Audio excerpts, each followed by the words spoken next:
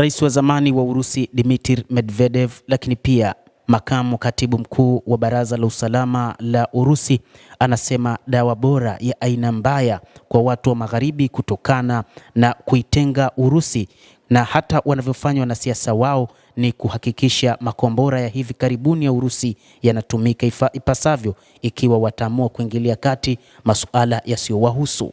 Nchi za kimagharibi zipo na ajenda ya kibaguzi kwa Warusi. Sasa dawa yao ni kuhakikisha tunaandaa makombora yetu, na pale watapoingilia kati jambo lolote lazima dawa hiyo iwahusu, anasema bwana Medvedev.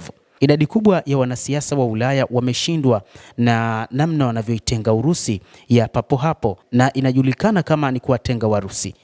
Ili tuweze kuwatibu, na dawa yao kwa sasa ni kuhakikisha tunatumia silaha zote yakiwemo makombora ya nyuklia kwa ujumla. Athari bora ya matibabu yao imeonekana kwa matumizi ya pamoja ya dawa kali ya kutuliza kama vile makombora ya Kalibri, Onyx, Iskander Incomponent na pia makombora ya nyuklia yenye nguvu nyingi Incomponent. Dawa za neva kama vile Yaz na Sarmat lazima zitumike, anasema mwanasiasa huyo ambaye alikuwa rais wa zamani wa taifa la Urusi.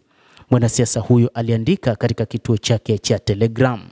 Alisema kuwa kuwatenga Warusi inatokana na kuzidisha kwa hisia za mabadiliko ya namna ambavyo wanasiasa wanaeneza juu ya raia ambao kwa namna moja ama nyingine walikuwa na uhusiano mzuri na Warusi.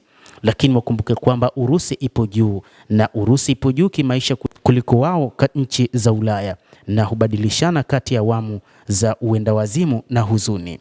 Hatua ya uendawazimu inayofanywa na nchi za kimagharibi ni sifa ya msukosuko wa namna ambavyo uchumi wao unazidi kushuka, uchokozi na tabia kuchochea migogoro na kushambulia wapinzani wenye nguvu zaidi bila kutathmini uwezo wao halisi dhidi ya lengo la mashambulizi yao. Ni unatokana na kupewa nguvu na Marekani, lakini sasa wameshatengwa. Sasa tunawaandalia dawa nzito, lazima watatibiwa tu.